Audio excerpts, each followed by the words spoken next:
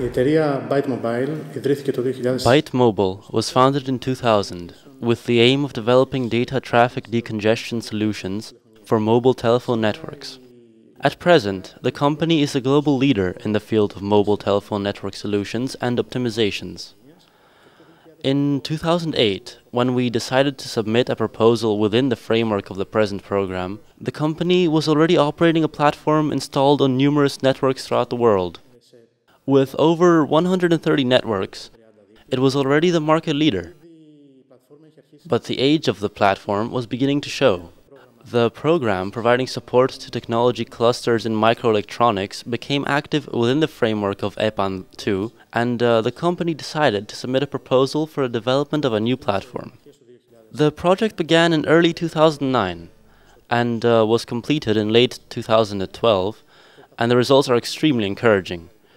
First of all, it should be noted that the specifications of the new platform were established in cooperation with major clients, major mobile telephone companies on several networks in Europe, in Asia, and in South America.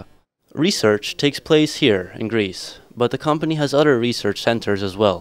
The Greek department has the largest Byte Mobile Research and Development Center outside the United States of America, but this project was almost 100% developed locally within Greece, by Greeks, most of whom are engineers of the University of Patras. At present, we are approximately 55, almost all of us highly specialized engineers. Despite the harsh financial circumstances in our country and throughout the world, we are experiencing staff increases of approximately 10% and a turnover increase of approximately 70%.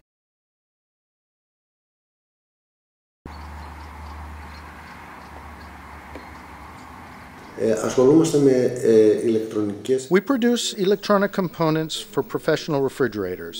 98% of our production is exported around the world, including Nigeria, Kenya, South Africa, Indonesia, the Philippines, India, China, Turkey, Romania, Russia, and even France. Through the Extroversion program, part of the operational program Competitiveness, we were able to implement certain ideas that we wouldn't otherwise have been able to focus on. For instance, we set up a quality control system. We applied for additional certifications. We designed proprietary control devices in order to optimize our production. We established a laboratory to produce prototypes and carry out environmental checks, and various other things. Because we focus on quality, we also designed this proprietary device which automatically identifies malfunctions and sources of potential future problems. It makes our life easier and even helps to manage quality concerns efficiently on our production line. Our products are zero defect on the market.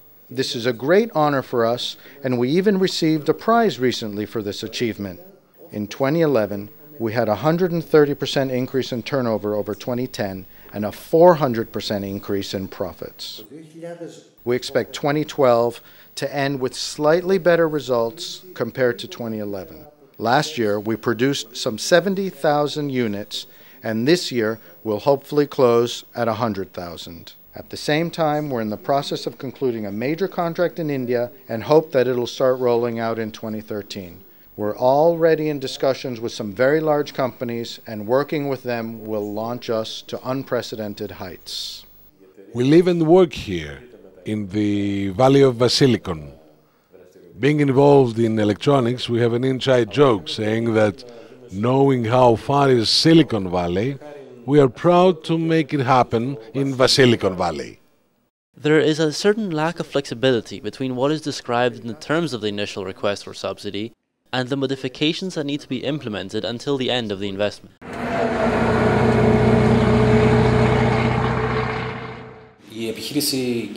The enterprise and idea were born in 2003. The idea is the construction of special games of logic with an unlimited number of layers. In simple terms, we mean cubes, such as these in front of us, with revolving layers that begin at 2 and can, in theory, reach an infinite number. The plastic casting takes place in Peristeri near Athens. Here in Corinthia, we assemble individual pieces of each different model, organizing the branding and packaging.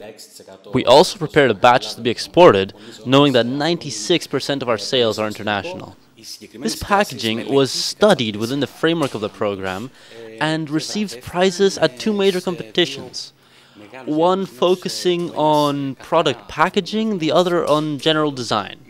We had realized from the very beginning that we could not expand on the desired scale by relying exclusively on our own forces and without borrowing. When it was aired, the spin-off program, co-financed by the Ministry of Development and the ERDF, clearly offered us the helping hand we so much seeked. The competitiveness operational program greatly helped us to reduce financial costs and increase our working capital. We focus our investment on three pillars: the development of new products, the development of new technology, and finally, the development of our promotion and publicity. With these efforts, there was growth in our profits of over 80 to 90% last year, in parallel with a 40% increase in turnover. We have to say that the evaluation procedure took too long, and of course, the red tape. For instance, they wouldn't let us, and I can only suppose that this is to prevent fraud, buy display models of certain machines at expositions. That would have cost half of what the brand new ones cost. For the program to start running, letters of guarantee of good performance are needed, often amounting to a considerable part of the subsidy asked for. In addition, in order to get the advanced payment at all for new projects, you have to present a letter of guarantee of equal amount. Today in Greece, banks cannot issue letters of guarantee to big companies, let alone to the SMEs. The enterprise was established in 1977, and in 1996 we took advantage of a subsidy scheme in order to build our new premises in the zone of Xanthi, the industrial zone of Xanthi. The white marble found in Greece is unique in the world and represents a major advantage for the country. There may be great demand for this noble material, but the product quality must be equally high, and foreign markets are merciless if your products are not flawless, if they do not meet the specification set. Essentially, all production is exported, about 99% of it. The main destination being the USA, almost 80% of our production, with another significant part going to Germany and recently to the Russian market, which is slowly rising. From what I see, India is also beginning to stir. But you know, I also have internationally known clients such as Brad Pitt and Angelina Jolie, who have decorated their home using white Thassos marble. In order to acquire certain machinery needed to expand its activity, increase its production, and render its products more competitive in terms of price and quality on new markets, our company was really interested in this program of subsidies to the manufacturing industry within the operational program of competitiveness. Not only did we keep all current jobs, but we also hired 5 additional people, thus helping somewhat to combat unemployment under these difficult circumstances in a region hit hard by the crisis. According to 2011 data, I believe we achieved 40% growth compared to the previous year. The NFRS will have helped enormously. However, the procedures need to be improved. The investment outlook nowadays is not simply bleak, it is clearly negative. So we need those programs in order to progress, to go ahead. No matter what, we shall keep working hard, and we intend to succeed in our endeavors.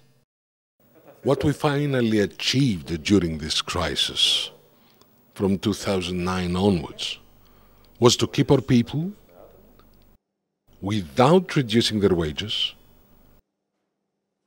knowing that people are essential to an enterprise.